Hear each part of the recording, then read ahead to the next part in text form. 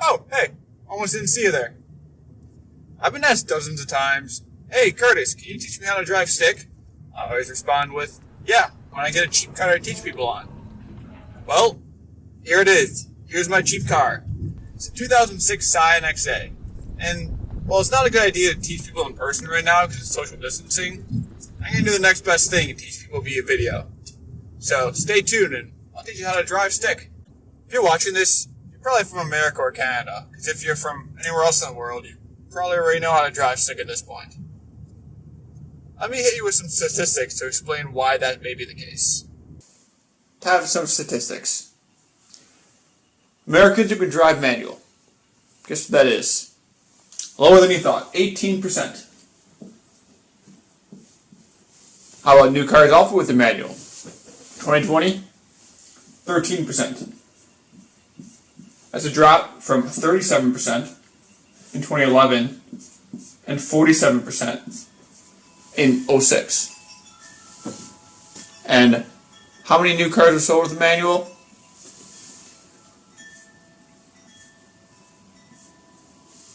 1.1% of new cars in 2019 were sold with a manual. It's a drop from nearly 5% in 2013 and nearly 25% in the 90s. Now those numbers are a little better for our friends in the Great White North up in Canada, but only by a few percent. Compare that to manual take rates as high as 80% in some parts of Europe, and you can see why everyone in Europe seems to know how to drive one, but no one in America seems to.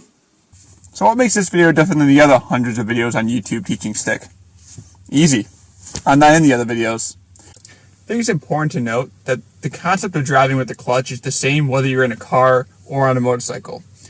Although the controls are different, I was able to pick it up pretty easily when I learned how to ride a bike because I already knew the theory behind it. So if you're watching this with the intent to learn on a motorcycle as well, don't worry. The concept carries over. Anyways, let's get started with those basics. There are two main user differences between an automatic and a manual car. The first is the addition of this pedal. Gas and brake remain the same. You use those with your right foot, but you press the clutch with your left foot whenever you want to change gears.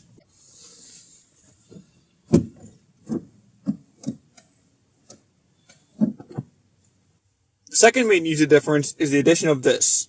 Some call it the gear shift, some call it the stick. I personally call it the doodad.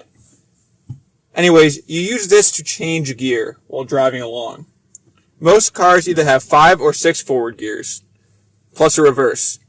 This car has 5 gears, so it's known as a 5-speed.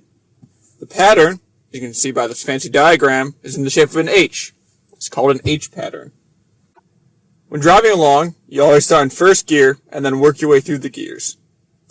On every car, except for a rare few with dogleg gearboxes, first is to the left and up. Second is straight down. Third is middle and up. Fourth is straight down from there. Fifth is to the right and up. The location of reverse can vary depending on what car you're in. Some Mazdas and Toyotas and BMWs and Fords tend to have the reverse to the left of first gear, but Subarus and Hondas tend to have it to the right of 6th gear. In this car, because it's only a 5-speed, it's to the right and down. Some cars require you to lift a collar or push down on the gear shift in order to engage reverse. This car doesn't have it. However, it will stop you if you try to go straight from 5th into reverse. In order to engage reverse, you first have to be in neutral and then go into reverse. The concept of neutral is pretty important in a manual. Just like in an automatic, the neutral gear means that the engine and the transmission are not connected. However, in an automatic, there's a device that allows the engine to spin even if the wheels aren't spinning and you're in drive. In a manual, you don't have that. So if the wheels aren't spinning, your engine can't spin. You're probably wondering, well, what happens if you're at a stop sign? The way to get around this is to have the car in neutral. And neutral can be achieved in one of 2 ways. The first way you can be in neutral is whenever you press the clutch in. The second way you can be in neutral is if you're not in a gear. You can tell you're not in a gear by being able to wiggle the gear shift back and forth. When you start the car, it was probably parked in one of 2 ways. Either in gear, handbrake up, or both. To start the car, push your left foot all the way down the clutch, press the brake with your right foot, and start it up. Then you can put the car in neutral and let your foot off the clutch. Some cars have an electronic parking brake that will automatically go off once you start driving. This has a manual handbrake. To release it, you push on the button, pull up a little, that goes down. Now we gotta get into first gear. Push the clutch to the left and up, and then we can take off. Now that we know the basics, you need two things in order to start practicing.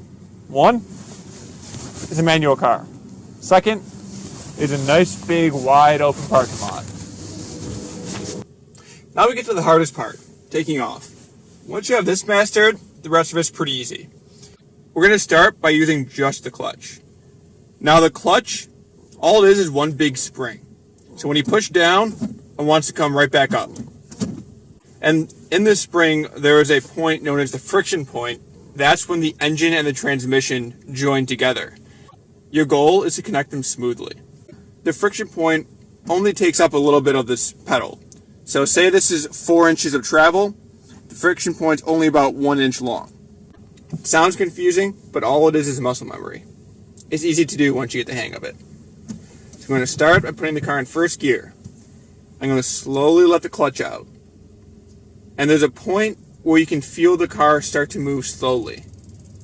That's the friction point. You're going to want to hold it there until the car gets rolling. And once you're confident that it's rolling, you can take it all the way off.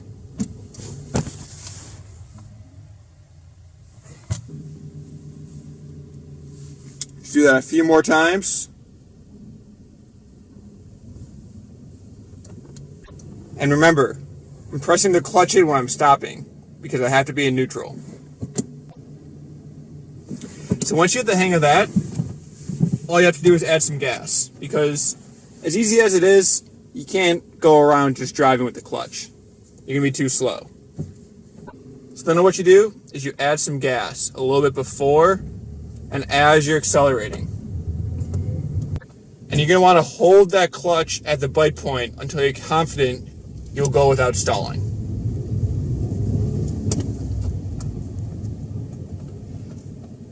Like I said, it's all muscle memory. Once you get the hang of this, everything else is super easy. So you'll want to go around the parking lot as many times as it takes for you to feel comfortable starting. And remember, whenever you come to a stop, clutch in. Here's a couple tips. If you allow the clutch too quickly without adding gas, you'll stall. So when the engine stops spinning. And this is what that looks like.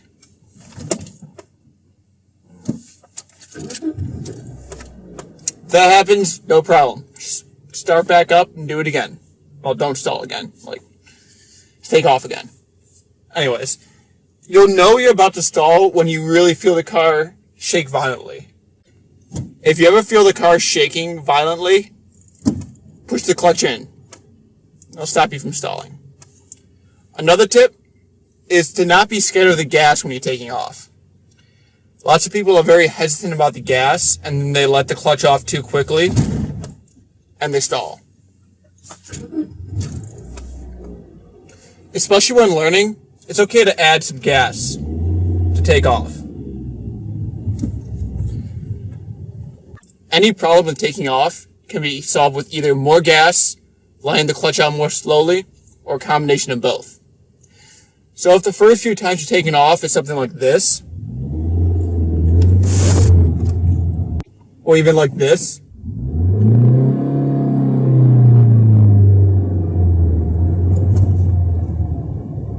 that's fine, because soon you'll have the muscle memory to take off more efficiently.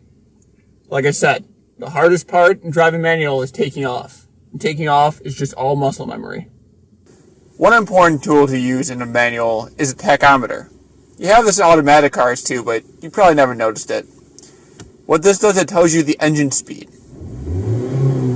This can give you a good indication of when to change gears.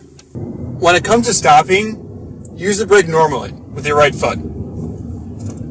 But you want to shift into neutral before coming to a complete stop. Because remember, you have to be in neutral when stopped. You don't want to have your foot resting on the clutch while you stop, because that can cause premature wear. Instead, make sure the gear shifts in neutral. You can tell by doing the neutral wiggle. When upshifting, we want to do the following steps. First, you take your foot off the gas, then you push the clutch in, go into the next gear, and then slowly let off the clutch as you're giving it gas.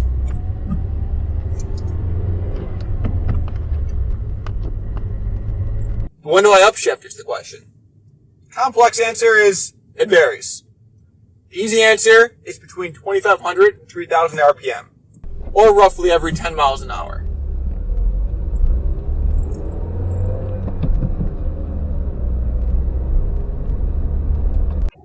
You can shift sooner for better fuel economy, or later for more power. One rule to know is whenever you move this, the clutch has to be pushed in. One habit to get into is to not rest your foot on the clutch while driving along. You should only have your foot on the clutch if you're shifting gears. Once you're done shifting gears, your foot should be resting off the clutch. If you don't have your foot off the clutch, it can also cause premature wear. Downshifting. The opposite of upshifting is downshifting. You don't need to do this if you're losing speed going uphill, or if you just need more power in general. A good rule of thumb is to downshift whenever you drop to about 1,500 RPM. If you're driving normally and just need to shift down one gear, it can be as simple as putting in gear and slowly letting the clutch out. That's all you need to do. However, if you're dropping down more than one gear without really slowing down, or you're driving aggressively, you're going to need to do something called rev matching in order to downshift. Rev matching requires you to give a little gas when shifting gears with the clutch still pushed in. This is so the engine can speed up to how fast the wheels are going. It looks something like this. The last subject is starting on a hill. Remember, when you start out, you're in neutral. So if you take your foot off the brake, you roll backwards. Most cars these days have a hill holder built in. So if you take your foot off the brake, it'll hold there for a few seconds, allowing you to move forward without rolling backwards. However, this car doesn't have it, so you have one of two options. The first, just move quick enough so you don't roll back that far. The second option is to use the handbrake to hold you in place until you're ready to set off. If you roll back a little bit, that's fine. Don't worry about it. Just remember that you'll need more gas to take off because you're fighting gravity. One last test to know if you've mastered manual transmission is to hold the car on the hill using just the clutch and the gas, like so. Now, this tells you exactly the balance you'll need to drive. If you can do that, you'll have mastered manual. However, once you do it, never do it again, because that can wear out your clutch faster than it needs to.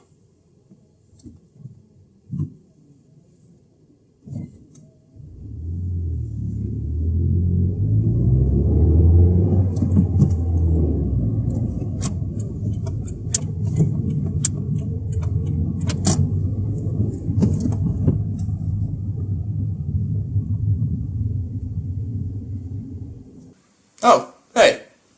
But you thought you were done, didn't you? Psych. Right now I want to get into the benefits of a manual transmission car. Now, I could rant all day long about how it's more fun and it makes the car feel like it has a soul. And while those are true, I'm going to be looking at a few more objective measures here. More control. You can choose exactly what gear you want to be in. There's no computer choosing gears for you. It makes it really helpful in the snow and over terrain that's, bumps and curves and stuff. It makes you concentrate on the road more. Because you have to use both hands and both feet to drive, you're always constantly vigilant of what's going on around you. Because you're so focused, there's a smaller chance of other things distracting you, which, in turn, will lead to you being a better driver. No delay. How many times have you been driving along and you hit a hill or hit some open road and you hit the gas, nothing happens for a few seconds, and then all of a sudden it happens all at once? That's the delay between you hitting the gas pedal and the computer downshifting for you. In a manual, you have no delay. because you will always be in what gear you want to be in. It also helps you anticipate the road better. The best automatic transmission cannot anticipate the road up ahead for you. However, when you're driving, you can. You can see if there's a corner or a hill upcoming that you need to be in a certain gear for. You'll know, so there's no delay in driving. It is more engaging because it forces you to be more focused on the road and the car itself. And if you're sitting there thinking, oh God, I have to be focused while driving, you shouldn't have your license. Another benefit I almost forgot was price. The manual version of a car can cost anywhere from $500 to $2,000 less than the automatic version. It's a whole lot of moolah you can be spending on other things. And lastly, there are a few sporty cars that are only in manual. Honda Civic Si and Type R, for example. The Ford Mustang GT350. Or the Subaru WRX STI. And there's a few more cars that offer an automatic, just not as good as the manual. Mazda Miata, Volkswagen GTI, Hyundai Veloster N.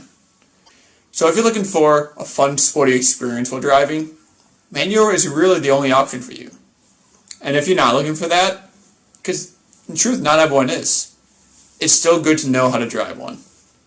So I hope now, at the end of this video, you have a good idea of how to drive a manual transmission vehicle. Now you can get into pretty much any car in the world and drive it.